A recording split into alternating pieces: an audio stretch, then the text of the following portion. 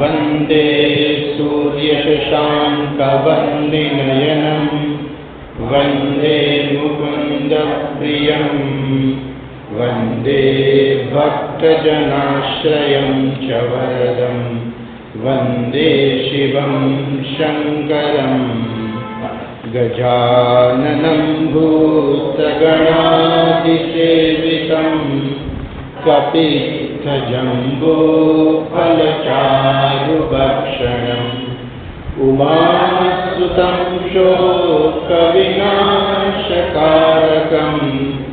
नमामि विघ्नेश्वरपादपङ्कजं। श्रीपुष्पदन्त उवाच महीम्नः पारन्ते परमविदुषो यद्य सदृशी स्तुतिर्ब्रह्मादीनामपि तदवसन्नास्त्वयि गिरः अथावाच्यः सर्वस्वमतिपरिणामावधिगृह्णन् ममादेशस्तोत्रे हरनिरपवादपरिकरः अतीतः पन्थानं तव च महिमा वाङ्मनसयोः अतद्व्यावृत्यायं चकितमभिधत्ते श्रुतिरपि सकस्य स्तोतव्य कतिविधगुणः कस्य विषयः पदे त्वर्वाचीने पतति न मनः कस्य न वचः मधुस्फीता वाचः परममृतं निर्मितवतः तव ब्रह्मन् किं वागपि सुरगुरोर्विस्मयपदम् मम वेतां वाणीं गुणकथनपुण्येन भवतः पुनामित्यर्थेऽस्मिन् पुरमथनबुद्धिर्व्यवसिता तवैश्वर्यं यत्तज्जगदुदयरक्षाप्रलयकृत् त्रयी वस्तु व्यस्तं तिसृषु गुणभिन्नासु तनुषु अभव्यानामस्मिन्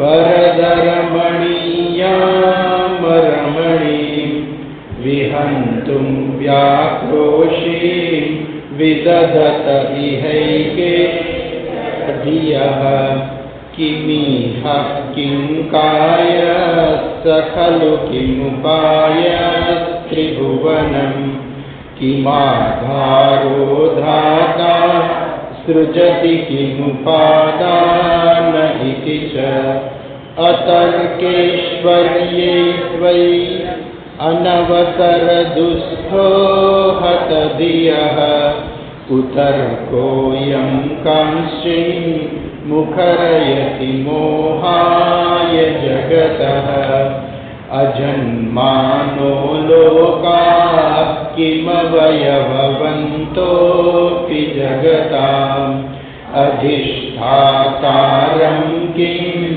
भवविधिर्नादृत्य भवति अनीशो वा कुर्यात् भुवनजनने कः परिकरः यतो मन्दात्वां प्रत्यमरवरसंशेरत इमे त्रयी साङ्ख्यं योगः पशुपतिमतं वैष्णवमिति प्रभिन्ने प्रस्थाने परमिदमदपत्यमिति च रुचीनां वैचित्र्यात् ऋजुकुटिलनानापथजुषां नृणामेको गम्यस्त्वमसि पयसामर्णव इव महोक्षखट्वाङ्गं परशुरजिनं भस्मफणिनः कपालं चेति यत्तव वरदतन्त्रोपकरणं सुरास्तां तां वृद्धिं दधति च भवद्भ्रूप्रणिहितां न हि स्वात्मा रामं विषयमृगतृष्णा भ्रमयति। ध्रुवं कश्चित् सर्वं सकलमपरस्त्वध्रुवमिदम्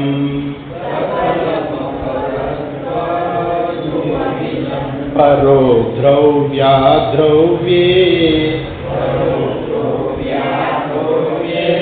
जगति गदति व्यस्तविषये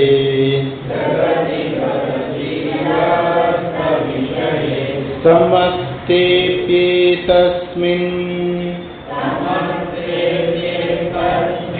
पुरमथनतैर्विस्मित इव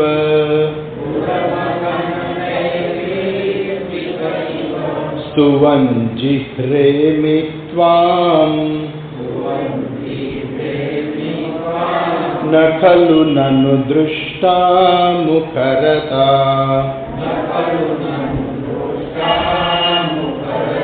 तवैश्वर्यं यत्नात् यदुपरि विरञ्चेर्हरिरदः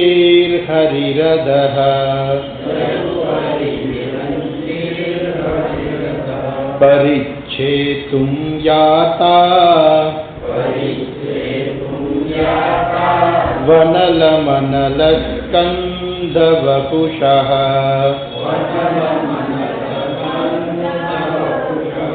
ततो भक्तिश्रद्धा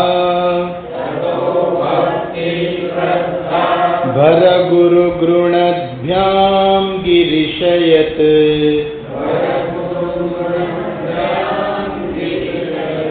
स्वयं तत्स्थेताभ्यां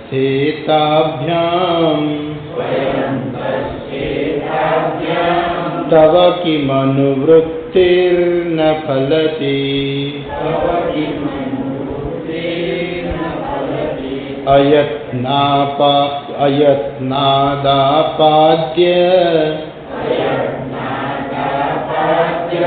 त्रिभुवनमवैरव्यतिकरम्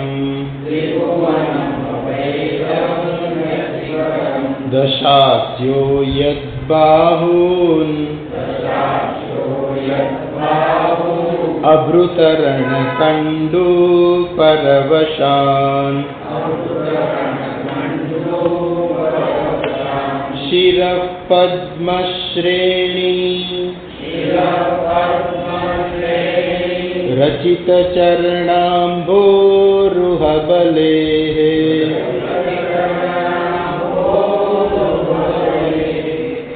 स्थिरायास्त्वद्भक्ते त्रिपुरहरविस्फूर्जितमिदम् अमुष्यत्वत्सेवा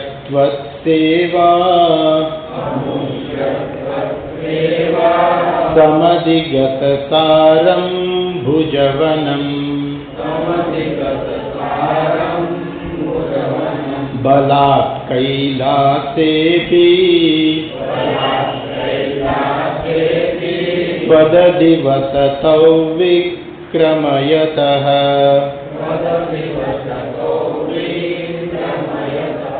अलभ्या पाताले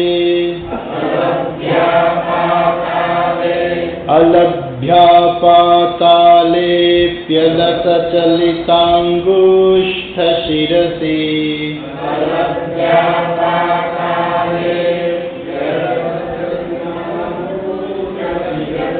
प्रतिष्ठा त्वय्यासि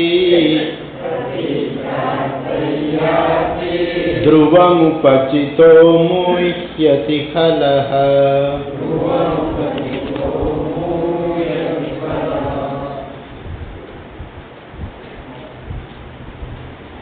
ગઈકાલે આપણે જોયું કે અહીંયા પુષ્પનંદ જે છે ભગવાનની સ્તુતિ કરે છે અને ભગવાનની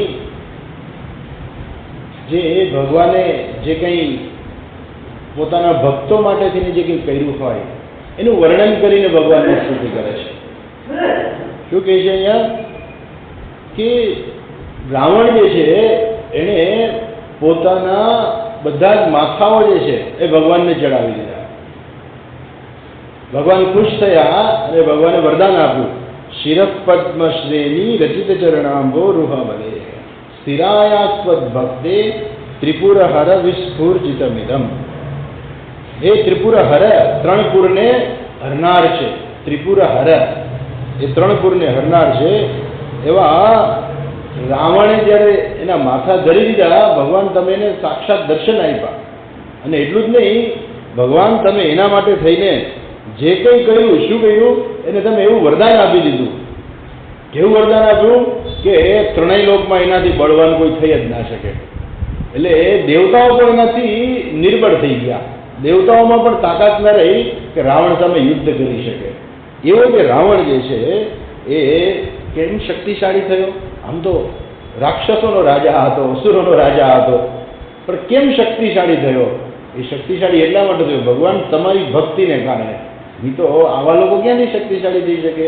કદાચ ભગવાન તમે જે તમારી જે વ્યક્તિ ભક્તિ કરે છે એમાં તમે કોઈ ભેદભાવ નથી રાખતા. આમ તો રાવણની વાત છે, બરાબર છે. રાવણ એટલે શું? તો કે જે હંમેશા શું કરે છે? તો કે જે હંમેશા ખોટું કરે છે અથવા તો ખોટાને સાથ આપે છે. બરાબર ને? એમ આપણું મને આવું જ હોય છે.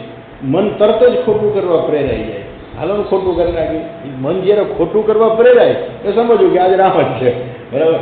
પણ એ જ મન જ્યારે ઈશ્વરને સમર્પિત થાય તો ભગવાન એવું નથી કે ભાઈ આપણે કંઈ ખોટું કર્યું છે ને ભગવાન આપણને શું કરશે. કહેવાનો આશય શું છે અહીંયા વાર્તા કથાની અંદર કે એવું નથી કે આપણે કંઈ ખોટું કર્યું હશે તો ભગવાન આપણને કંઈ મદદ જ નહીં કરે. એવું નથી. જે વ્યક્તિ ભગવાનને શરણે લે છે ભગવાન એને મદદ કરે જ છે.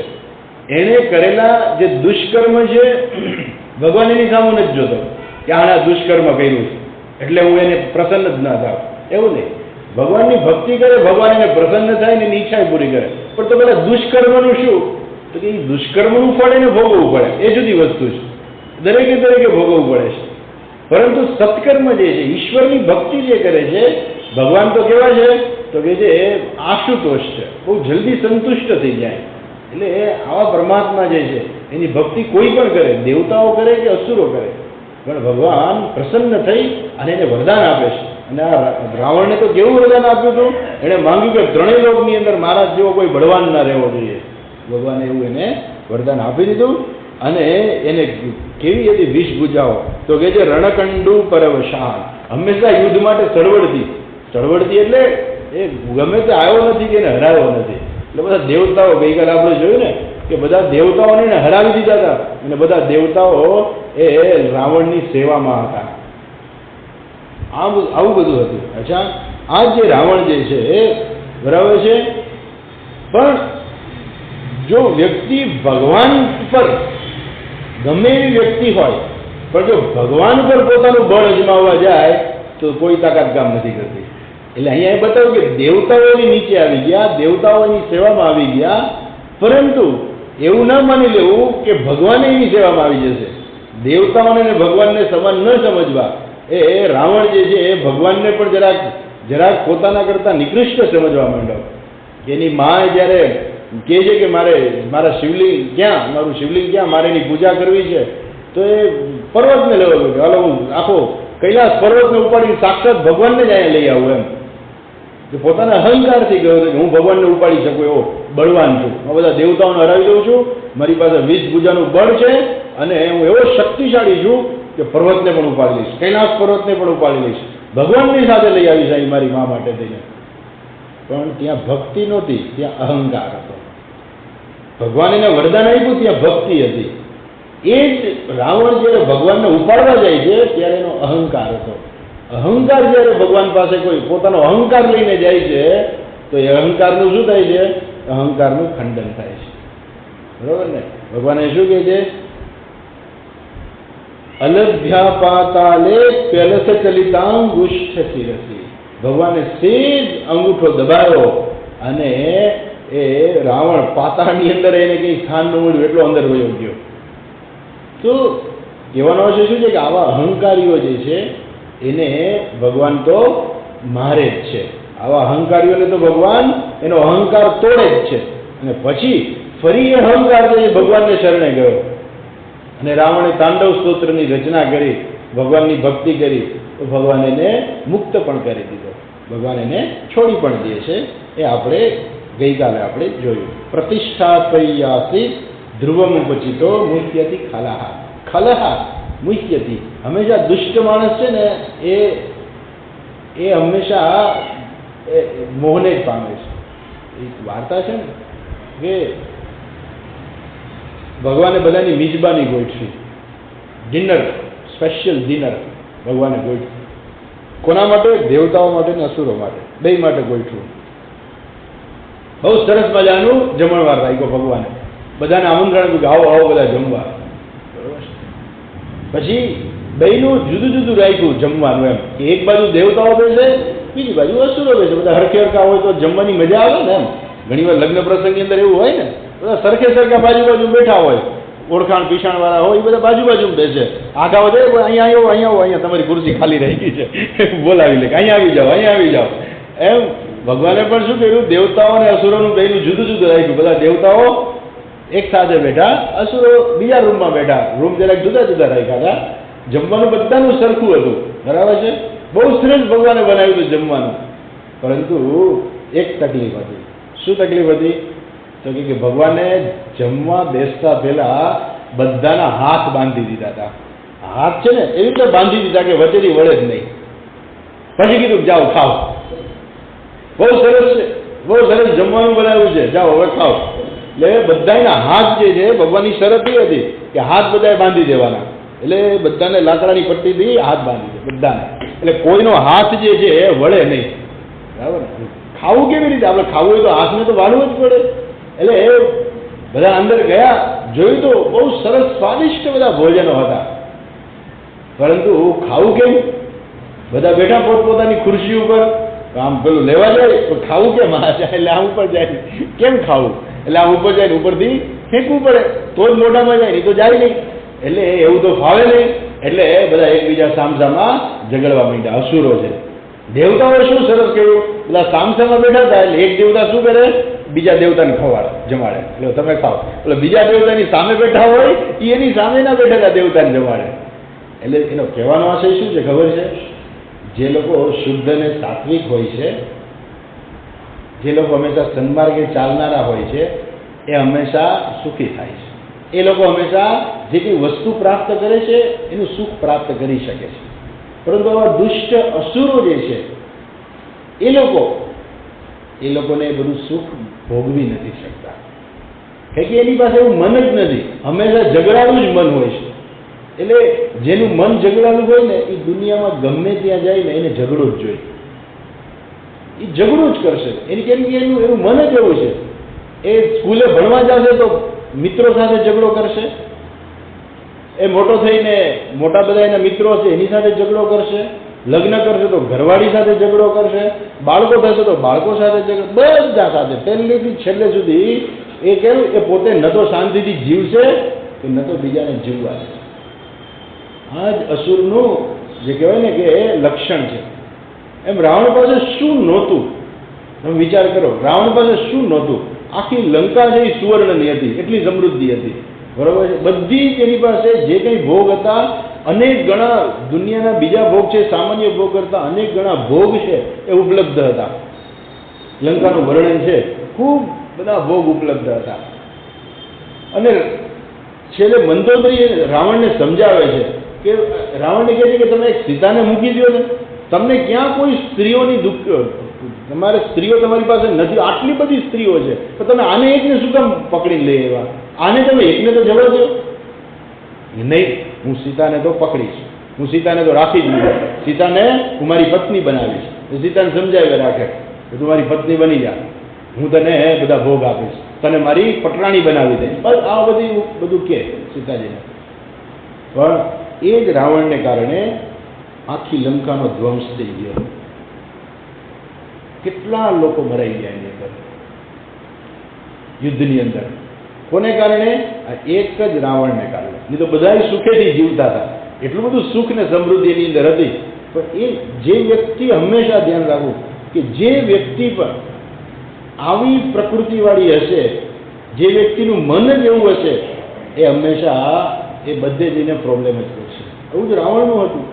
ભગવાનની ભક્તિ તો કરી એને, ભગવાન તો જેને કહે ને કે ભગવાન તો આશુતોષ છે, ભગવાને તો એને ભક્તિ કહી એને કહે છે કે આવા અસુરોને ભગવાન તમે વરદાનો આપી દીધા છે. પરંતુ એ અસુર શું ખરેખર સુખી થયો? અંતે શું થયું એનું?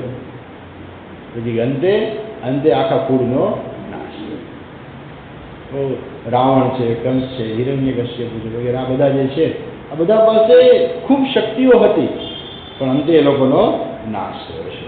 એટલે અહીં છેલ્લે શું કહે છે? ખલહ મુહ્યતિ. જે છેલ્લા બે શબ્દો છે ને, ખલહ મુહ્યતિ. ખલહ એટલે દુષ્ટ વ્યક્તિ છે, એ હંમેશા મોહમાં જ પડે છે. 13મો શ્લોક આપણે ગઈકાલે વાંચ્યો તો. શું કહે છે?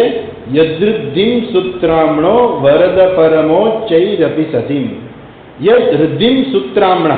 સૂત્રામણ એટલે ઇન્દ્રની જે સમૃદ્ધિ હતી, કેવી હતી? પરમ ઉચ્ચૈહી અપી સતીમ. સૌથી શ્રેષ્ઠ સંપત્તિ હોય તો કોની કહેવાય? ઇન્દ્રની સંપત્તિ. એમ બધા દેશ હોય, દેશોના બધા રાજા, વડાપ્રધાન હોય, રાષ્ટ્રપતિ હોય, બધાના પોતપોતાના મહેલ હોય. આપણે પણ રાષ્ટ્રપતિ છે તો રાષ્ટ્રપતિ ભવન છે, ત્યાં પણ મોગલ ગાર્ડન ને બધું ઘણું છે, ઘણા બધા લોકો જોવા આવે. પણ આ બધું જે છે એ અમેરિકાના રાષ્ટ્રપ્રમુખની સરખામણીમાં શું થાય? એ ટકી ના શકે. કેમ કે એની પાસે સમૃદ્ધિ છે. જેની પાસે સમૃદ્ધિ હોય એનું રહેવાનું પણ કેવું હોય? એવું જ સુંદર મજાનું હોય. એમ ઇન્દ્ર પાસે, દેવતાઓનો રાજા ઇન્દ્ર ને એની પાસે જે સમૃદ્ધિ હોય, કેવી સમૃદ્ધિ હોય? તો કે છે કે ખૂબ જ અત્યંત વધેલી જે સમૃદ્ધિ હતી, બરાબર. અને તે પણ અધશ્ચક્રે બાણ પરિજન વિધેય ત્રિભુવન. અને આવી જે સમૃદ્ધિ હતી એ બાણ ત્રિભુવન પરિજન વિધેય ત્રિભુવન. એ બાણાસુર, તમે નામ સાંભળ્યું હશે પુરાણોની અંદર. બાણાસુરનું નામ બહુ પ્રખ્યાત છે કથાઓની અંદર. બાણાસુરનું નામ, એનું નામ તો બાણ હતું, પણ અસુર હોવાને કારણે બાણાસુર એવું એનું નામ પડી ગયું. આ જે બાણાસુર જે છે એ કોઈ સામાન્ય નહોતો. કોણ હતો? તો કે જે અસુરોનો રાજા થઈ ગયો હિરણ્યકશ્યપ, એના દીકરો હતો પ્રહલાદ. તમને ખ્યાલ છે, તમે વાર્તા પણ સાંભળી હશે. એ જે પ્રહલાદનો દીકરો બન્યો વિરોચન. વિરોચનની વાર્તા પણ તમે સાંભળી હશે કે ઇન્દ્ર અને વિરોચન બંને જ્ઞાન પ્રાપ્ત કરવા ગયા હતા. એ પ્રહલાદનો પુત્ર વિરોચન. વિરોચનનો પુત્ર બલિરાજા. તો બલિરાજાની વાર્તા પ્રખ્યાત છે. જે ભગવાન એની પાસે વામન રૂપે અવતાર લઈને આવ્યા હતા અને જેની પાસે 3 પગલામાં બધું માંગી લીધું, એ બલિરાજા. અને એ બલિરાજાનો પુત્ર હતો બાણાસુર. એણે પણ ભગવાનની ભક્તિ કરી અને એટલી બધી એને સંપત્તિ પ્રાપ્ત કરી કે ઇન્દ્રની સંપત્તિ પણ એની પાસે ઝાંકી પડી જાય એવો આ બાણાસુર હતો. ખૂબ તપશ્ચર્યા કરી. અચ્છા, તપશ્ચર્યા કરી અને ભગવાન પાસે એણે માંગ્યું. શું માંગ્યું ખબર છે? કે એક તો 3 લોક કરતાં સૌથી વધુ સંપત્તિને શ્રેષ્ઠ પોતે થવો જોઈએ. એટલું જ નહીં, એણે એવું પણ માંગ્યું કે ભગવાન તમે મારા રક્ષક બની જાઓ. રક્ષક એટલે તમારી ચોકી કરો. એક, કેમ કે બલિરાજા ચોકી કરતા હતા ને, બલિરાજા પણ ભગવાન છે એ બલિરાજાની ચોકી કરતા હતા. એટલે 6 મહિના વિષ્ણુ ભગવાન આવે, 6 મહિના શિવજી આવે ને, આપણે કથા ખબર છે. તો એમ તમે મારા રાજ્યની ચોકી કરો. તમે એકલા નહીં, તમે તમારા પુત્ર અને ગણ સહિત તમે મારા રાજ્યની ચોકી કરો. આવું વરદાન એમણે માંગી લીધું. અને મને 1000 બાહુ જેટલું બળ આપો. એટલે બાણાસુરમાં 1000 હાથ હતા.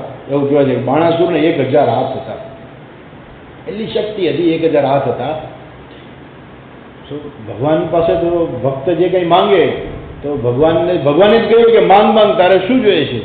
એટલે જે ભક્ત માંગે તો ભગવાને તો એને પ્રમાણે કરવું પડે. ભગવાન બંધાઈ ગયા અને ભગવાન એને વરદાન આપવું પડ્યું કે ભગવાન જે છે એ બાણાસુરના રાજ્યનું રક્ષણ કરતા, ચોકી કરતા, ત્યાં જ રહેતા, એમના ગણોની સાથે ત્યાં જ રહેતા ભગવાન. અચ્છા, અને એનું રક્ષણ કરતા. પેલો બાણાસુર જે છે 1000 હાથ અને ચારે બાજુ યુદ્ધ કરવા જઈને બધાને હરાવી દે. જે કોઈની સામે આવ્યું નથી કે હરાવ્યું નથી. પણ ધીમે ધીમે એવું થઈ ગયું કે કોઈની સામે યુદ્ધ કરવા જ નહોતું આવતું. કારણ કે બધાને ખબર છે કે 1000 વાળા હારામાં કોણ લડવા જાય? માણસ 2 હાથથી લડે, પણ આ તો 1000 હાથથી લડતો. કોઈની તાકાત નહોતી કે એની સામે લડી શકે. એટલે આમ કરતાં કરતાં બાણાસુર ફેરો રાખે પણ એની સામે કોઈ યુદ્ધ કરવા તૈયાર ન થાય. પછી એવી કથા આવે છે, બાણાસુર ભગવાન પાસે ગયો કે કાં તો મને કોઈ યુદ્ધ કરવાવાળો શોધી દો, કાં તમે મારી હારે તમે યુદ્ધ કરો. ભગવાનને ચેલેન્જ કરે છે કે કાં તો મને કોઈ યુદ્ધ કરવાવાળો શોધી દો કે મારા હાથમાં બહુ ખંજવાળ આવે છે, મારે યુદ્ધ કરવું છે પણ કોઈ મારી સામે યુદ્ધ કરવા તૈયાર નથી. એટલે ભગવાન કાં તમે મારી સામે યુદ્ધ કરવા આવી જાઓ અને કાં મને યુદ્ધ કરવાવાળો શોધી દો.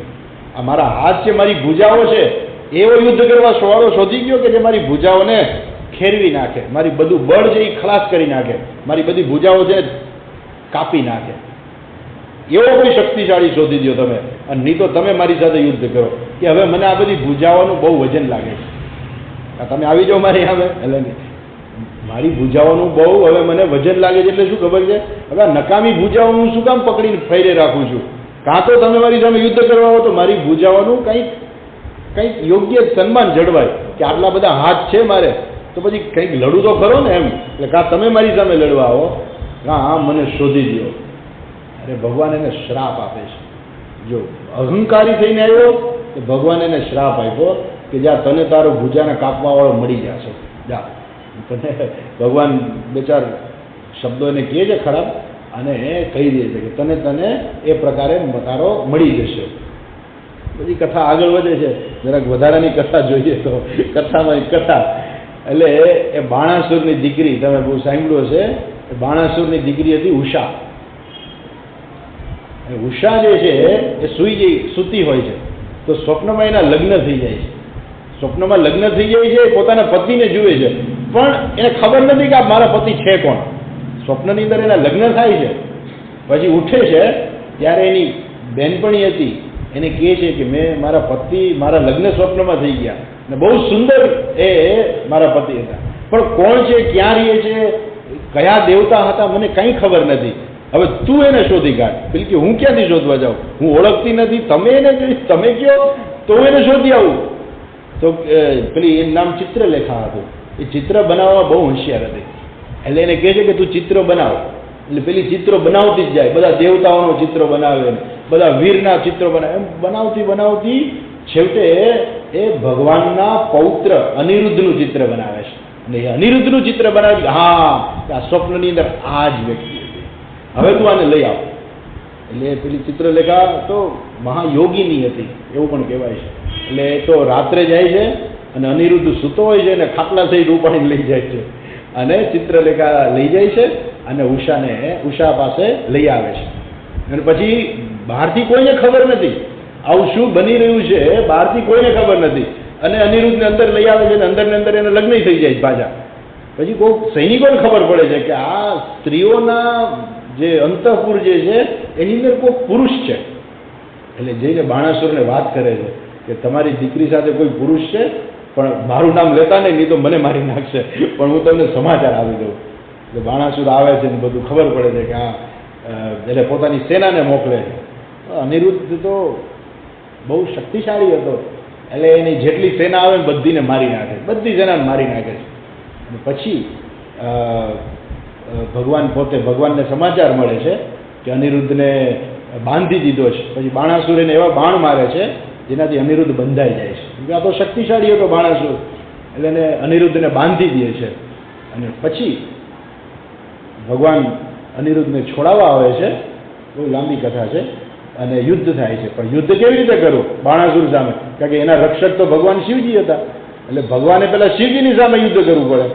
એટલે ભગવાન શિવજીની સામે યુદ્ધ કરે, બે ભગવાન સામે યુદ્ધ કરે. કેવું વિચિત્ર કહેવાય.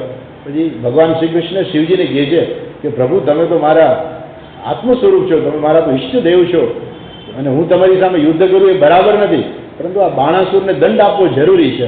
એટલે ભગવાનને કહે છે કે વાત સાચી છે, એને દંડ આપવાનું મેં જ એને શાપ આપ્યો છે કે તારે હાથ બધા કાપનારો આવશે. એટલે તમે આવી ગયા છો, હવે તમે એક કામ કરો, તમે મને છે ને મોહાસ્ત્ર મારો કે જેથી અમે બધા મોહમાં પડી જઈએ, એટલે ઊંઘી જઈએ. એટલે ભગવાન એવું અસ્ત્ર મારે છે કે શિવજી અને એના ગણ એ બધા ઊંઘી જાય છે, મોહમાં પડી જાય છે. અને પછી બાણાસુર સાથે યુદ્ધ કરે છે. બાણાસુરને એના બધી એની ભૂજાઓ છે, ભગવાન બધી ભૂજાઓને કાપી નાખે છે. પછી ત્યાં સુધીમાં ભગવાન પાસે આવે છે, પછી એને ક્ષમા કરે. બાણાસુરને કહે છે કે તે આ તો સાક્ષાત પરમાત્મા છે, એને શરણે જા. અને એને શરણે જાય છે. પછી બધું જેને કહે ને કે ઘીના ટામમાં ઘી પડી ગયું એમ છેવટે બાણાસુરે પોતાની હાર સ્વીકારી લીધી અને એની દીકરી જે છે એ અનિરુદ્ધ સાથે એના લગ્ન પાછા વિધિસર કરે છે. એટલે પેલી ઉષા હતી એના 3 વખત લગ્ન થાય છે. એને કોઈ ભગવાન તપશ્ચર્યા કરીએ છે ને એને ભગવાનને કહ્યું કે ભગવાન મારા લગ્ન કરી દો, ભગવાન મારે લગ્ન કરવા, ભગવાન મારે લગ્ન. તો કે જા તારા 3 વાર લગ્ન થશે. અરે કે ભગવાન આવું હોય? તો કે તું 3 વાર બોલી એટલે મેં તને 3 વખતનું વરદાન આપ્યું. એટલે કે ભગવાન આ તો ખરાબ કહેવાય. તો કે એવું નથી, 1 વખત લગ્ન તારા સ્વપ્નમાં થશે, બીજા અંતપુરમાં થશે, ત્રીજા પછી બહાર થશે. એટલે 3 વખત એના લગ્ન થયા. એ પેલી ઉષા એ બહુ પ્રખ્યાત કથા હતી. તો આ બાણાસુર કે જે ભયંકર શક્તિશાળી હતો, કે સાક્ષાત ભગવાનને એને વશમાં કરી લીધા. એટલે પોતાની શક્તિથી નહીં પણ પોતાની ભક્તિથી એને વશમાં કરી લીધા. અને ભગવાન એના શોણિતપુર, એનું જે રાજ્ય હતું નામ શોણિતપુર હતું, એ શોણિતપુરની રક્ષા સાક્ષાત ભગવાન કરતા હતા. અને એની સમૃદ્ધિ કેવી હતી? તો કે છે કે જે સૂત્રામણા પરમઃ ઉચ્ચૈઃ અપી સતીમ વૃદ્ધિમ સમૃદ્ધિમ, તો એ ઇન્દ્ર કે જેની સમૃદ્ધિ સૌથી શ્રેષ્ઠ હતી, એ સમૃદ્ધિને પણ એને ઝાંખી પાડી દીધી. કોણે? આ બાણાસુરે. પરિજન વિધેય ત્રિભુવનઃ, એણે એની જે સંપત્તિને ઝાંખી પાડી દીધી અને બધાને જાણે કે દાસ જેવા બનાવી દીધા.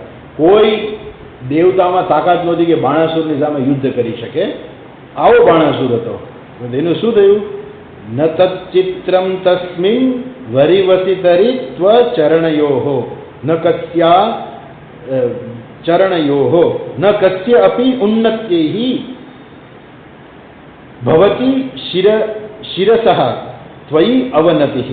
એટલે ભગવાન એ આવું આશ્ચર્ય નથી કે એક વખત વ્યક્તિ જો ભગવાનને નમસ્કાર કરે ને તો એને શું પ્રાપ્ત નથી થતું. તો આવો બાણાસુર હતો કે જે અસુર હતો, અહંકારી હતો અને દેવતાઓનો વિરોધી હતો. આવો બાણાસુર હતો. પણ એણે પણ ભગવાન તમને નમસ્કાર કર્યા ને એટલે તમે એટલું એને આપી દીધું કે દેવતાઓ કરતાં વધારે આપી દીધું. દેવતાઓ પણ એની પાસે ઝાંખા પડી ગયા, એવી તમે શક્તિ આપી. સાક્ષાત તમે એના ઘરનું રક્ષણ કરવા તમે રોકાઈ ગયા. તો એ બધું કોના પ્રતાપે થયું ખબર છે? એકમાત્ર ભગવાન તમને નમસ્કાર કરવા. બસ આટલું છે. શું કહે છે? શિરસઃ ત્વયી અવનતિઃ. અવનતિઃ, અવનતિ એટલે નમસ્કાર કરવા.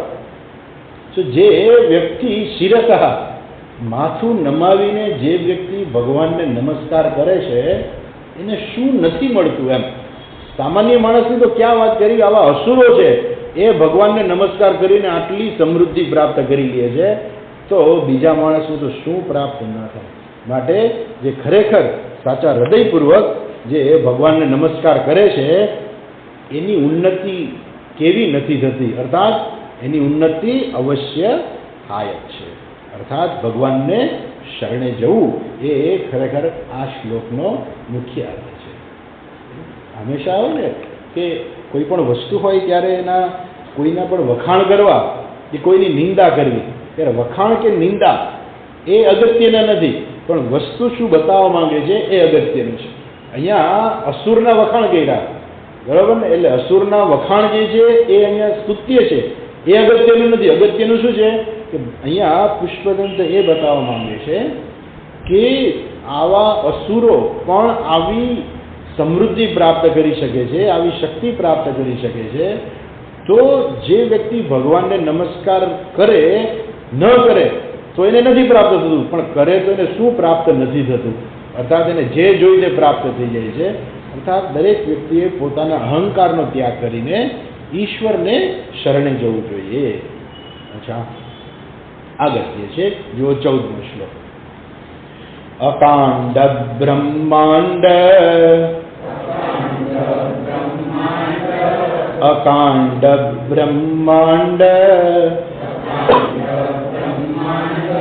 ક્ષયચકિત દેવાસુર કૃપા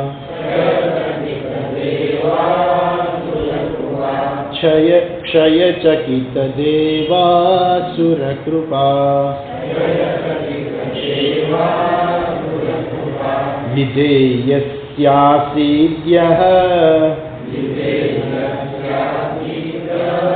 વિધેયસ્યાસીદ્યઃ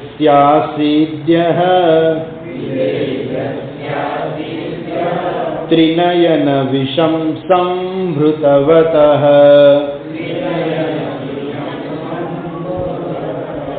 ત્રિનયન વિષમ સંહૃતવતઃ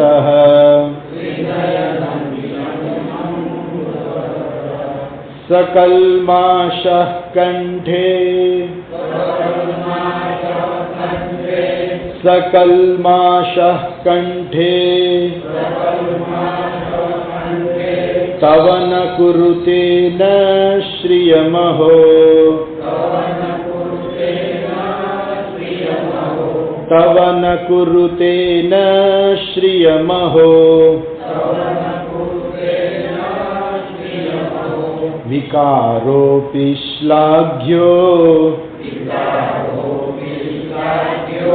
વિકારોપી શ્લાઘ્યો ભુવન ભય ભંગ વ્યસનિનઃ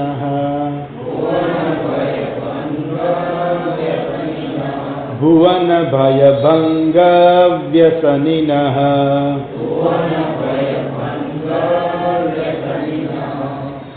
ભુવન ભય ભંગ વ્યસનિનઃ ત્રિનયન હે ત્રિનયન ભુવન ભય ભંગ વ્યસનિનઃ જેને કહેવાય ને કે વ્યસનિનઃ એટલે વ્યસનવાળા જેને વ્યસન થઈ ગયું હોય એવા વ્યસન થઈ જાય ને લોકોને દારૂનું તમાકુનું બધા વ્યસન છે તમાકુનું વ્યસન એટલે જ્યાં સુધી તમાકુ ખાય નહીં ત્યાં સુધી એનું મન ઠીક ન થાય તમાકુ મોઢામાં જાય પછી એને એમ લાગે હા હવે કંઈક બરાબર લાગે દુનિયા નહીં તો એની દુનિયા કંઈક ખબર જ ના પડતી કે દુનિયા ક્યાં ચાલે છે તમાકુ ગયું હા હવે બરાબર લાગે દારૂ પીધો હા હવે બરાબર લાગે તો આ કહેવાય વ્યસનીના વ્યસન હોય જેને જેનું વ્યસન હોય એ વસ્તુ પ્રાપ્ત ન થાય ત્યાં સુધી એનું મન જે છે એ ઠીક ના થાય અચ્છા અથવા તો જે માણસને જેનું વ્યસન હોય એની સામે આવે પછી માણસ રહી ના શકે એટલે દારૂ પીતો હોય જે માણસ અને એની સામે દારૂની બોટલ પડી હોય તો પછી રહી ના શકે કેળું પડ્યું હોય એની સામે વાંદરો બેઠો હોય તો પછી કેળું વાંદરો બે એક જ થઈ જાય પછી જાજો સમય રીએ નહીં એટલે આવું એક વાર્તા છે કે એક વખત વાંદરો બ્રહ્માજી પાસે ગયો બ્રહ્માજીને કે આ મારું પૂંછડું કાઢી દો કે બ્રહ્માજી પાસે ગયા ને કંઈ ખબર નહીં હવે કેવી રીતે બ્રહ્માજી પાસે પહોંચી ગયો પણ ભગવાન પાસે પહોંચી ગયો એટલે સ્વાભાવિક છે કે એમને કંઈક કરવું તો પડે જ એના માટે થઈને વાંદરો આવ્યો છે એની પાસે એટલે કહું કે તારું પૂછડું છે બરાબર છે પ્રકૃતિ અનુસાર છે પ્રકૃતિમાં તને પૂછડાની જરૂર છે અને પ્રકૃતિ અનુસાર બરાબર છે તારું પૂછડું એમ કાઢી ન નખાય એમ તો કે ના મને પૂછડું નથી ગમતું તમે કાઢી નાખો એ ગમતું હોય કે ના ગમતું એમ થોડું કાઢી નખાય એટલે ભગવાને વિચાર કર્યો કે હું શું કરું એટલે એને કેળું આપ્યું કે આ કેળું લઈ જતું કાલે આ કેળું લઈને પાછું આવજે એટલે હું તારું પૂછડું કાઢી દઈશ એટલે વાંદરાને કેળું આપ્યું વાંદરોને કેળું એટલે વાંદરાને એમ થયું કે પણ કામ ના પડી હતી ખાતો નહીં આ તું કેળું કાલે મને પાછું આપજે એટલે વાંદરાને એમ થયું કે આ કેળું કાલે પાછું આપવાનું છે ને ખાવાનું નથી મારે પણ જોવામાં તો કંઈ વાંધો નહીં ને નાક નથી પડી કે જોવાનું નહીં એટલે એ કેળાને જોઈ રાખ આહા કેવું સરસ કેળું છે કેવું સરસ ચમકે છે કેવું મીઠું હશે જોઈ રાખે પછી ને ઘણી વખત જોઈ રાખ્યો એટલે એને એમ થયું કે ભગવાને એવું ના પડ્યું છે કે કેળું ખાવાની ના પડી પણ છાલ કાઢવાની થોડી ના પડી છે એટલે એને આ છાલ ઉતારી પછી જોઈ રાખે આહા ખરેખર આ તો મીઠું જ લાગે છે કેટલી વાર જોઈ રાખ્યો પછી એને વિચાર આવ્યો કે આ મારી પૂંછડી જે છે મને ક્યાં તકલીફ કરે છે એવી કંઈ મને બહુ તકલીફ પડતી નથી અને પૂછડી તો ભલે ને રહી, હવે આપણે શું વાંધો છે, કેળું ખાઈ જાય આપણે. એટલે જેને વ્યસન હોય, જેને જે વસ્તુ પ્રિય હોય, ભાવતી વસ્તુ હોય, એની સામે હોય ને એટલે પછી બીજું કાંઈ ના જ આવે. અંતે વાંદરાએ શું કર્યું? કેળું ખાઈ ગયો. હકીકત એની ઈચ્છા શું હતી કે મારી પૂંછડી દૂર થાય, એની ઈચ્છા હતી. પરંતુ એની સામે કેળું મૂકવામાં આવ્યું તો એ કેળું શું છે, એને ખાવાનું જાણે કે વ્યસન છે. કેળું જુએ એટલે પછી એનાથી રહી ના શકાય, બરાબર ને? એને કોઈ રોકી ના શકે પછી. એટલે આ તમે ઘણી વખત ટીવીમાં આવતું હોય છે, પેલી રમત આવતી હોય છે, આખલો. એ આખલા પાસે લાલ કપડું રાખે, લાલ કપડું રાખેલું એટલે આખલો જે છે એ રહી ના શકે, એ લાલ કપડાને મારવા દોડે અને જેને પૈકડું હોય એનો ભૂકો બોલાવી દે. એ લાલ કપડુંની સામે એટલે રહી ના શકે. એમ ભગવાનને પણ વ્યસન લે આવું કે હા ભગવાન પણ વ્યસની છે. એમ કે બધા આપણે તો કહીએ ભાઈ વ્યસનથી મુક્ત થવું જોઈએ, તો ભગવાનને વ્યસન છે? તો કે હા ભગવાનને પણ વ્યસન છે. એટલે કે જે વ્યસની ના હા આવા વ્યસનવાળા હોય તેનું વ્યસન છે. તો કે જે ભુવન ભય ભંગ એનું વ્યસન છે. ભુવન એટલે આ જગત, આ જગતમાં ક્યાંય પણ ભય આવે ને તો એ ભય દૂર કરવો એ ભગવાનને વ્યસન થઈ ગયું. કે આ જગતમાં ક્યાંય પણ તકલીફ થાય તો એ ભય દૂર કરવો. એટલે આ સૃષ્ટિમાં જ્યારે જ્યારે પણ ભય આવ્યો છે, બરાબર, તો ભગવાને ભય દૂર કર્યો છે. અનેક અસુરો રાક્ષસો બધા આવ્યા અને એ લોકોએ આ જગતનો નાશ કરવાનો પ્રયત્ન કર્યો. ભગવાન આવીને એનું રક્ષણ કર્યું. રાવણ પણ જે છે એ રાવણ પણ જ્યારે એને શક્તિ પ્રાપ્ત થઈ ગઈ ને એનો દુરુપયોગ કરવા માંડ્યો, સાક્ષાત ભગવાન આવીને રાવણનો નાશ કર્યો. હિરણ્યકશ્યપે ભગવાને આટલી શક્તિ આપી પરંતુ એ જગતનો નાશ કરવા માંડ્યો, ભગવાન આવીને હિરણ્યકશ્યપનો નાશ કર્યો. એટલે આ જે ભુવન જે છે, આ ભુવન એટલે આખું જગત જે છે એમાં ક્યાંય પણ જો કંઈ મુશ્કેલી આવે તો ભગવાન શું કહે? હું બેઠો જ છું. આ ભુવન જે છે એની મુશ્કેલીઓ દૂર કરવાનો. આમ તો ભગવાન પોતે નાશ કરે છે. જ્યારે એનો સમય આવે ત્યારે ભગવાન પોતે પોતાનું ત્રીજું નેત્ર ખોલે છે અને આખી સૃષ્ટિનો નાશ કરી નાખે છે. પરંતુ જ્યારે નાશનો સમય નથી અને છતાંય જો કોઈ નાશ કરવાનો પ્રયત્ન કરે તો ભગવાન કેવા છે? તો આવા ભયને દૂર કરવાનું એમને વ્યસન થઈ ગયું છે. ભુવન ભય ભંગ વ્યસનીના. અચ્છા, શું આવ્યું ભુવનમાં? એવો ભય આવી ગયો તો કે છે અકાંડ બ્રહ્માંડ ક્ષયચકિત દેવા સુરકૃપા. એટલે અકાંડ બ્રહ્માંડ, અકાંડ એટલે અકાળે, અકાંડ બ્રહ્માંડ ક્ષય. અકાળે જ્યારે આ બ્રહ્માંડનો ક્ષય થવાનો સમય આવી ગયો, બરાબર છે, એની સંભાવના હતી, બરાબર છે, તો એને કારણે ક્ષય ચકિત દેવા દેવ અસુર કૃપા વિધેય. ત્યારે આ બધા દેવતાઓ અને અસુરો જે છે એ બધા મુશ્કેલીમાં મુકાઈ ગયા કે હવે શું કરવું? આ જગતનો તો નાશ થઈ ગયો છે.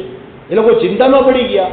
ત્યારે એવા દેવતાઓ ઉપર કૃપા કરનારા, એટલે આખો શબ્દ એક જ છે, અકાંડ બ્રહ્માંડ ક્ષય ચકિત દેવા સુરકૃપા વિધેયસ્ય. વિધેયસ્ય જે છે એ પણ નીચેથી ઉપર લેવાનું છે કે આવો જેને અકાળે બ્રહ્માંડનો ક્ષય થવાનો સમય આવ્યો, જેના કારણે દેવો અને અસુરો ચકિત થઈ ગયા, આશ્ચર્યચકિત થઈ ગયા, ભયમાં મુકાઈ ગયા, ત્યારે એવા દેવ અને અસુરો ઉપર કૃપા કરનારા, જેણે કૃપા કરી એવા પરમાત્મા, એને એવા કયા છે પરમાત્મા? હે ત્રિનયન, એ ત્રિનયન તમે કર્યું. શું કર્યું? વિષમ સંવૃતવત. વિષને તમે તમારી અંદર લઈ લીધું. કથા બહુ પ્રખ્યાત છે. દેવો ને અસુરોએ ભેગા થઈને સમુદ્રનું મંથન કર્યું. આમ તેની પહેલાની કથા એવી છે કે દેવતાઓ જે છે એ લોકો હારી ગયા, અસુરો સામે હારી ગયા. બલિરાજા છે એ જીતી ગયો. બલિરાજામાં ખૂબ શક્તિ આવી ગઈ અને એને ત્રણેય લોક ઉપર પોતાનું રાજ્ય સ્થાપી દીધું. દેવતાઓ રખડતા થઈ ગયા. એટલે દેવતાઓ ભગવાન પાસે ગયા અને ભગવાન અમે તો સાવ રખડતા થઈ ગયા છે, અમારું ક્યાંય સ્થાન નથી.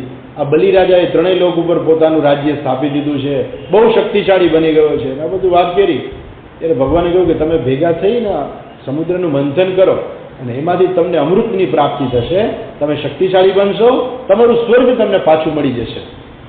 એટલે પણ આ કાર્યમાં તમે અસુરોને પણ ભેગા લ્યો. એટલે ઇન્દ્ર જે છે એ બલિરાજા પાસે જાય છે અને એમની સાથે મિટિંગ કરે છે, બેઠક કરે છે. અને બેઠકની અંદર નક્કી થાય છે કે ભાઈ આપણે બધા ભેગા થઈ અને સમુદ્રનું મંથન કરીએ તો સમુદ્રમાંથી અનેક પ્રકારના રત્નો નીકળશે અને અમૃત પણ નીકળશે, તો આપણને બધાને મળશે. તો આપણે ભેગા થઈને કરીએ તો થાય. એકલા અમે નહીં કરી શકીએ, એકલા તમે પણ નહીં કરી શકો, આપણે ભેગા થઈને કરીએ. સારું, ભેગા થઈને સમુદ્રનું મંથન કરે છે અને એક પછી એક બધા રત્નો નીકળે છે. તો ભગવાને પહેલેથી જ ઇન્દ્રને કહ્યું હતું કે કોઈ રત્નનું છે તમે મોહ નહીં રાખતા. તમને મળે તો ઠીક છે, ન મળે તો તમે મોહ નહીં રાખતા. એટલે એક પછી એક બધા રત્નો નીકળે છે. પેલા હીરાવત હાથી નીકળે છે. બલિરાજા ઇન્દ્રને કહ્યું જાઓ તમે લઈ જાઓ. ઉચ્ચૈશ્રવા ઘોડો નીકળે છે, પછી કલ્પવૃક્ષ નીકળે છે, અંદરથી અપ્સરાઓ નીકળે છે. તો આ બધી વસ્તુઓ નીકળતી જાય છે. તો બધું સ્વર્ગમાં મોકલી દીધું. ઘોડો છે પેલો બલિરાજા લઈ જાય છે. તો આમ અનેક વસ્તુઓ નીકળતી જાય છે. કૌસ્તુભ મણી નીકળો, ભગવાન પોતે ત્યાં મંથન કરવા હાજર હોય છે. એટલે કૌસ્તુભ મણી ભગવાનને આપ્યો, ભાઈ તમે મદદ કરવા આવ્યો છો, કંઈક તમે તો લ્યો. એટલે ભગવાનને કૌસ્તુભ મણી આપી દીધો. અંદરથી લક્ષ્મીજી નીકળ્યા. બધાને એમ કે અમને લક્ષ્મીજી મળી જાય, અમને લક્ષ્મીજી મળી જાય. પણ લક્ષ્મીજી આવીને હાથમાં વરમાળા જ લઈને આવ્યા હતા અને ભગવાનને વરમાળા પહેરાવી દીધી. એટલે એ લક્ષ્મીજી ભગવાન પાસે રહી ગયા અને આ બધું કરે છે. અને ત્યારે અંદરથી વિષ નીકળે છે, ભયંકર વિષ નીકળે છે કે આખું જગત જે છે એ ખલાસ થઈ જાય એવું ભયંકર વિષ નીકળે. એટલે બધા ગભરાઈ ગયા, તો શું કરું શું કરું? એટલે બધા કહે છે કે આપણે શિવજી પાસે જઈને ભગવાનને વિનંતી કરે છે કે ભગવાન આ હળાહળ ઝેર નીકળ્યું છે, આમાંથી જગતને તમે બચાવો, નહીં તો આખા જગતનો નાશ થઈ જશે. આવા ભગવાન જે છે એ ભગવાન તો ભોળા, ભગવાનનો ભક્ત આવીને ગમે તે કંઈ કહે એટલે ભગવાન બધું કરવા તૈયાર થઈ જાય. એટલે ભગવાનના ભક્તો, દેવો અને દાનવો બે ભગવાનના ભક્તો બની ગયા. એ ભગવાનને શરણે ગયા અને કહ્યું કે આ ઝેરનો કંઈક ઉપાય કરો. ભગવાન કે સારું હું ઝેર પી જાઉં. ભગવાન ઝેર પી ગયા. ઝેર પીધું ને પાર્વતીજીને ખબર પડી ગયા ઝેર પીએ છે. પાર્વતીજીને ગળું દબાવી દીધું એનું. એટલે મારી નો નાખ્યા, ગળું દબાવી દીધું. એટલે પણ એ ઝેરને નીચે ઉતરવા ના દીધું અને ઝેર જે છે એ કંઠમાં રહી ગયો. એટલે અહીં શું કહે છે? વિકારોપી શ્લાઘ્ય. વિકાર આમ તો જેના શરીરમાં ઝેર ગયું હોય, જેનું શરીર કાળું પડી ગયું હોય, એની સામું કોણ જુએ? અથવા તો એ કેવું ખરાબ લાગે. પરંતુ ભગવાન આ જ જે છે ઝેર તમારા કંઠમાં રહી ગયું, તમારો કંઠ કાળો થઈ ગયો, નીલ થઈ ગયો, અને એ તો તમારા માટે શોભા બની ગઈ અને તમે નીલકંઠ કહેવાના. એટલે વિકારોપી શ્લાઘ્યો ભુવન ભય ભંગ વ્યસનીના. તો આ જે વિકાર પણ જે છે એ આવા હળાહળ વિષ્ણુ જે પાન કરનાર જે છે, જે ગળામાં કંઠમાં કાળો ડાઘ પડી ગયો, બરોબર છે, એ પણ શું છે? આપની શોભા વધારે છે.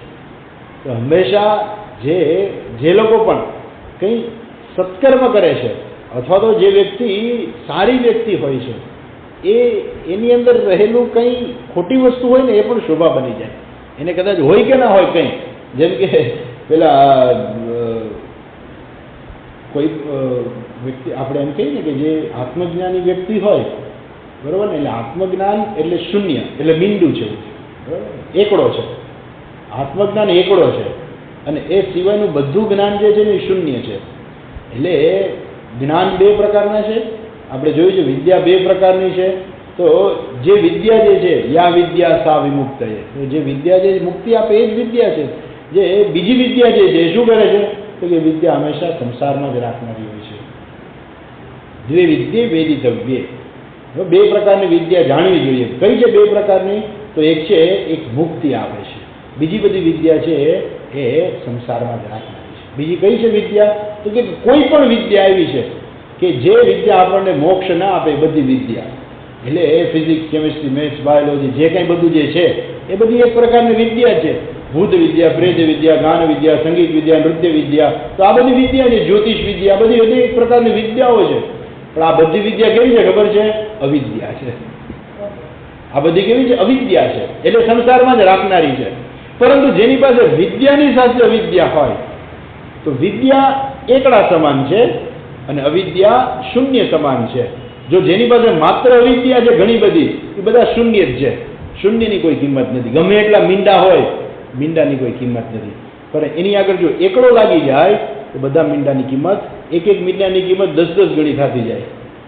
કોઈ પાસે બીજું કાંઈ નથી, પણ માત્ર વિદ્યા જ છે. જ્ઞાની વ્યક્તિ છે, માત્ર એની પાસે વિદ્યા છે, બીજું કાંઈ એને આવડતું નથી કંઈ કરતા.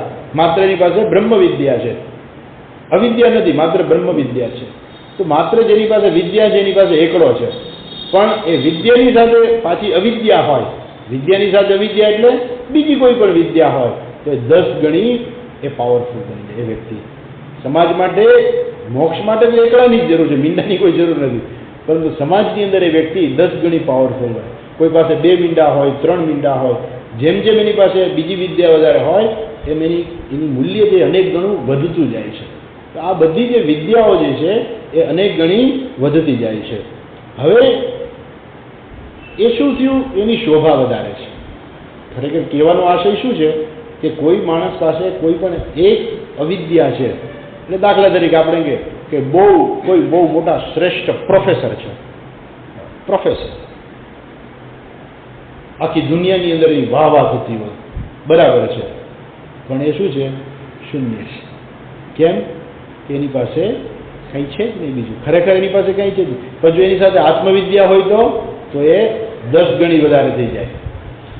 એટલે એની જે શોભા જે છે, આપણે પાછા આવીએ તો જે શોભા જે છે માણસની ક્યારે છે ખબર છે? જો વિદ્યા છે તો જ શોભા છે, જ્ઞાન છે તો જ શોભા છે. એમ અહીંયા ભગવાન પણ જે છે એ સાક્ષાત ઈશ્વર છે. એ સર્વને જ્ઞાન પ્રદાતા છે, સર્વને જે કંઈ જોઈએ એ બધું આપનાર છે, બરાબર? પણ છતાં એ જ્યારે ઈશ્વર જ્યારે જગતના કલ્યાણ માટે થઈને કંઈ કાર્ય કરે ને તો એ ભલે દેખાવમાં કંઈક ખોટું હોય, કોઈનું શરીર જે છે એ ઝેરને કારણે કાળું પડી ગયું હોય તો એ નિંદાને લાયક છે ખરેખર. ભગવાનનું શું થયું? એ શોભામાં એની અભિવૃદ્ધિ કરે છે. અને શું કહે છે કે ભગવાન કે તમે આવા છો, કેવા છો? ભુવન ભય ભંગ વ્યસની નહ. આવા હોવાને કારણે તમારા ગળાની અંદર રહેલું જે ઝેર જે છે, જેને કારણે તમારો કંઠ કાળો પડી ગયો છે, એ તમારી આવી વૃત્તિને કારણે એ તમારી શોભા બની ગઈ છે. કહેવાનો આશય અહીંયા છે કે ભલે ગમે તો વિકારોપી શ્લાઘ્યો ભુવન ભય ભંગ વ્યસની નહ. વિકાર આપી, આમ તો વિકાર છે, ગળામાં કંઠ કાળો પડી ગયો હોય તો એક પ્રકારનો વિકાર છે, પણ છતાંય એ શું કરે છે? ભગવાનની શોભા વધારે છે. અકાંડ બ્રહ્માંડ ક્ષયચકિત દેવા સુરકૃપા. અકાળે આ બ્રહ્માંડનો નાશ થવાનો સમય આવ્યો. દેવતાઓએ એમ થયું કે આપણને તો અમૃત મળશે, પણ નીકળ્યું વિષ. સૌથી પહેલા વિષ જ નીકળ્યું હતું, બાકી બધું તો પછી નીકળ્યું. બીજા બધા જે રત્નો નીકળ્યા એ તો રત્નો બધા પાછળથી નીકળ્યા. સૌથી પહેલા જ હળાહળ ઝેર નીકળ્યું હતું. અને એ ભગવાન શિવજીએ પોતાના ગળામાં એ ધારણ કર્યું. તો આવા જે છે ભગવાન, જો કોઈ પણ માણસ જે છે, કહેવાનો આશય શું છે કે ભગવાન પણ આવું કરે તો પણ એ વિકાર છે, એના માટે કેવો છે? શોભા બની જાય છે. એમ જગતની અંદર આપણે કોઈ પણ સારું કાર્ય કરીએ અને કદાચ આપણી અંદર કોઈ ખોટ હોય તો એ ખોટ પણ કેવી છે? એ શોભા બની જાય છે. બોલો વૈજ્ઞાનિક જે છે ને સ્ટીફન હોકિંગ્સ, એનું કાંઈ હાલતું નથી, એના હાથ પગે હાલતા નથી, એનું માથું નથી હાલતું, એના ઓઠે હાલતા નથી, એની આંખે નથી, એ કંઈ બોલી નથી શકતો, પણ છતાંય દુનિયાનો મહાન વૈજ્ઞાનિક છે. અને દુનિયાની અંદર એને શ્રેષ્ઠ જેને કહેવાય ને કે એને માન મળે છે. એને શું કામ માન મળે છે? આવું બધું હોવા છતાં એને લોકો માન આપે છે. કેમ માન આપે છે?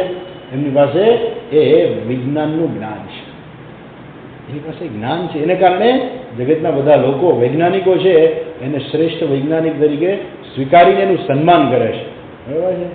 પણ એના હાથ પગ વાંકા વળી ગયા છે, માથું વાંકું વળી ગયું. તમે એનો ફોટો ક્યારેક જોયો? ખુરશીમાં બેઠેલો એવો ફોટો આવે છે, તો એ જોઈ તો આમ કોઈ બીજા માણસને જોઈ તો આપણને તેમ ઘરે આવું શું જોવું? પણ લોકો એનું માન કરે છે અને લોકો એને હારતોરાઈ કરે છે. શું કામ એનું સન્માન કરે? આવું હોવા છતાં તો કે આવું બધું હવે શું બની ગયું? એની શોભા બની ગઈ, એના માટે શ્રેષ્ઠ શોભા બની જાય છે. એમ અહીંયા પણ ભગવાન જે છે, ભગવાન એ આખા જગતનો ભય છે દૂર કરવાનું વ્યસન છે એના. ક્યાંય પણ કંઈ ભય આવે ભગવાન હાજર જ છે, હું ભય દૂર કરી દઈશ. એમાં સમુદ્ર મંથન કર્યું ને હળાહાર ઝેર નીકળ્યું ભગવાન કે તમારો ભય દૂર કરવા માટે હું તૈયાર જ છું. ભગવાન વિષપાન કરે છે અને પાર્વતીજી છે એનું ગળું દબાવી રાખે છે કે જેથી અંદર ઝેર ન ઉતરી જાય, અને કંઠ જે કાળો પડી ગયો તો એ કાળો કંઠ ભગવાનની શોભા બની ગઈ, અને આપણે આજે શું કહીએ છીએ? નીલકંઠ. આવું જ ભગવાન માટે, ભગવાન શ્રી કૃષ્ણ માટે પણ આપણે કહીએ છીએ રાજા રણછોડ કી જય. રાજા રણછોડ કી જય એટલે ખરેખર રણ છોડ્યું હોય તો નિંદાને લાયક છે, પણ આપણે પાછું શું કહીએ? રાજા રણછોડ કી જય. રણ છોડીને ભાગી જાય એની સ્તુતિ કરાય કે નિંદા કરાય? એ તો નિંદા કરાય ખરેખર તો રણ છોડીને ભાગ્યા હોય. પણ ભગવાન રણ છોડીને ભાગ્યા હતા, પણ શું કામે ભાગ્યા હતા? ભુવન ભય ભંગમ વ્યસની. તો એમનું આવું જ હતું, આ જગતનો ભય દૂર કરો. મથુરા વાસીઓ એનો ભય દૂર કરવા માટે ભગવાન રણ છોડીને ભાગ્યા. તો એ જ ખરાબ વસ્તુ જે છે જેની લોકો નિંદા કરે છે એ ભગવાન માટે શું બની જાય છે? શોભા બની જાય છે. અને લોકો એને નમસ્કાર કરે છે. કેવી રીતે નમસ્કાર કરે છે? રાજા રણછોડ કી જય, રણછોડ રાય કી જય બોલે છે ને. એ શા માટે બોલે છે? એમાં ભગવાનની શોભા છે. તો આ વસ્તુ કહે છે. અને ત્યાર પછી હજુ ભગવાન હવે પછીના શ્લોકની અંદર જે વ્યક્તિ હંમેશા પોતાના મન બુદ્ધિ ઇન્દ્રિયો ઉપર જે કાબુ રાખે છે એ માણસ શ્રેષ્ઠ બને છે, અને એને જગતની કોઈ તાકાત જે છે એ હેરાન નથી કરી શકતી, પરેશાન નથી કરી, એની બધું મળે છે. એના વિશેની જે ચર્ચા જે છે એ એના પછીના શ્લોકમાં 15મા શ્લોકમાં છે. કાલે જોઈશું.